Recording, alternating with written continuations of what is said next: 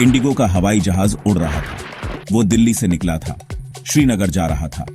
Plane में काफी लोग थे और पता है वो सब उस खूबसूरत वादी में पहुंचने का बेसब्री से इंतजार कर रहे थे।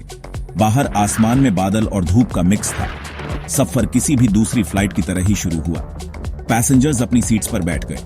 कुछ लोग किताबें पढ़ रहे थे तो कुछ खिड़कियों से बाहर देख रहे थे। इंजनों की एक स्टेडी आवाज आ रही थी, हवाई सफर की एक जानी पहचानी आवाज।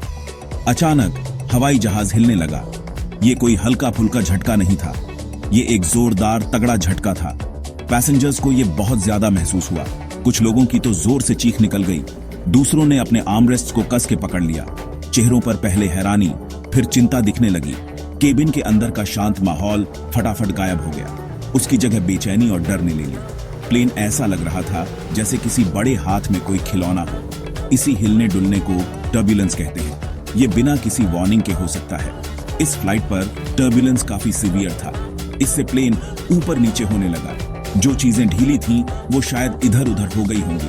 केबिन क्रू ने सबको शांत करने की कोशिश की, लेकिन लगातार जोरदार मूवमेंट डरावना था। लोग एक दूसरे को देख रहे थे, उनकी आंखें चिंता से बड़ी हो गई थीं। ये एक ऐसा पल था जिसे प्लेन में बैठा कोई भी आसानी से नहीं भूलेगा। इस ऊबड़ खाबड़ फ्लाइट की खबर फैल गई। लोग इंडिगो प्लेन के बारे में बातें करने लगे। उन्होंने बताया कि कैसा महसूस हुआ था। इसने सबको याद दिलाया कि आसमान खूबसूरत होने के साथ साथ अनप्रिडिक्टेबल भी हो सकता है। फ्लाइंग आमतौर पर स्मूथ और सेफ होती है, लेकिन कभी-कभी कुदरत अपनी ताकत दिखाती है। ये सफर हवाई यात्रा और जमीन से हजारों फीट ऊपर अचानक आने वाली चुनौतियों के बारे में बातचीत का मुद्दा बन गया। आप पूछ सकते हैं, ये टर्बुलेंस क्या चीज है? सोचो, एक नाव समंदर में है। जब पानी शांत होता है तो नाव आराम से चलती है, लेकिन जब बड़ी लहरें आती हैं तो नाव ऊपर नीचे होती है। टर्बुलेंस हवाई जहाज के लिए कुछ ऐसा ही है। हवा हमेशा स्मूथ नहीं होती। इसमें धाराएं और हलचल होती है, जैसे एक अनदेखा समंदर। ये हलचल हवाई जहाज को हिला सकती है। ये फ्लाइंग का एक नॉर्मल हिस्सा है। टर्बुलेंस कई कारणों से होता है। कभी कभी ये तेज हवाओं की वजह से होता है। इन हवाओं को जेट स्ट्रीम्स कहते हैं। ये ऊपर आसमान में तेज बहती हवा की नदियों की तरह होती है। पहाड़ भी टर्बुलेंस पैदा कर सकते हैं। पहाड़ों के ऊपर से बहने वाली हवा डिस्टर्ब हो जाती है। इससे प्लेन के लिए बम्पी इलाके बन जाते हैं। सोचो, जैसे हवा बड़े बड़े पत्थरों के ऊपर से बह रही हो। उसके बाद वो स्मूथली नहीं बहती, हवा मिक्स हो जाती है। मौसम टर्बुलेंस का एक बहुत आम कारण है।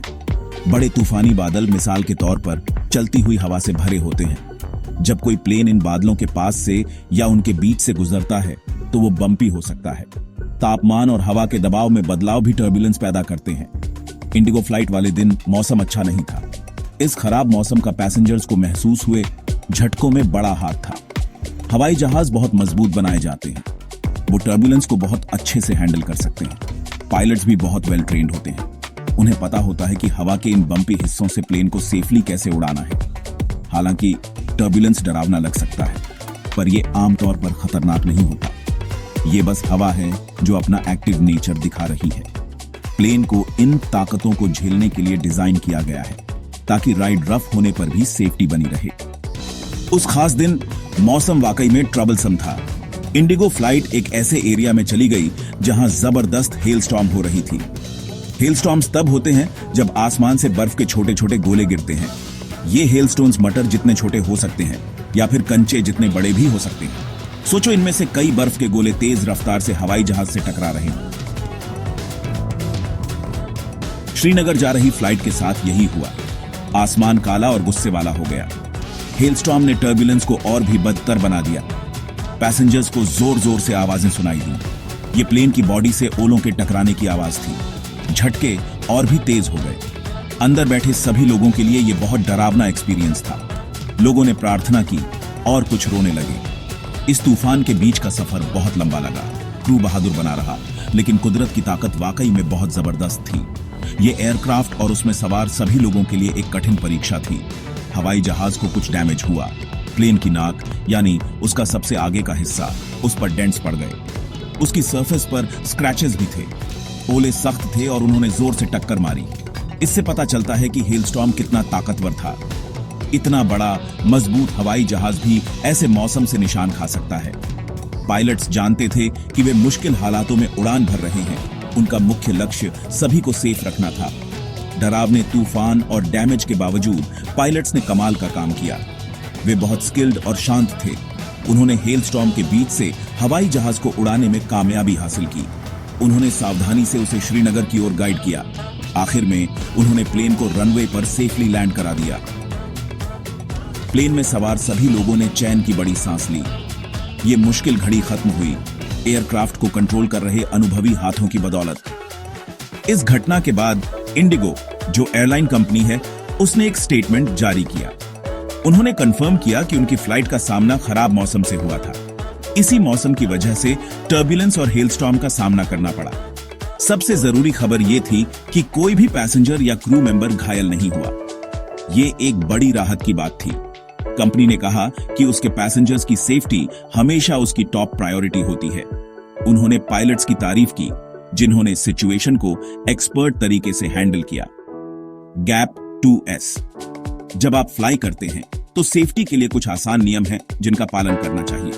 पहला और सबसे जरूरी नियम है कि हमेशा अपनी सीट बेल्ट पहनें। जब भी आप बैठे हों, इसे बांध कर रखें। यह तब भी सच है जब सीट बेल्ट साइन बंद हो।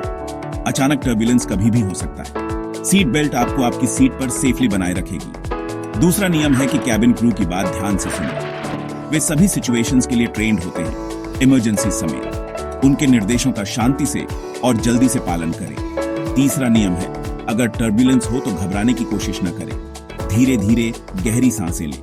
याद रखें कि टर्बुलेंस आम बात है और प्लेन इसी के लिए बने होते हैं। चौथा नियम है कि अपने इलेक्ट्रॉनिक डिवाइसेस जैसे मोबाइल फोन्स को फ्लाइट मोड पर रखें।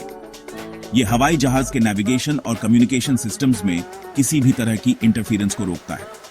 इन आसान सावधानियों का पालन करने से हर फ्लाइट आपके और बाकी सभी के लिए ज्यादा सेफ बनती है। फ्लाइंग सफर करने का एक बहुत सेफ तरीका है। अलर्ट रहने और सेफ्टी नियमों का पालन करने से ये और भी सेफ हो जाता है। आसमान में सबसे जरूरी चीज हमेशा सेफ्टी होती है।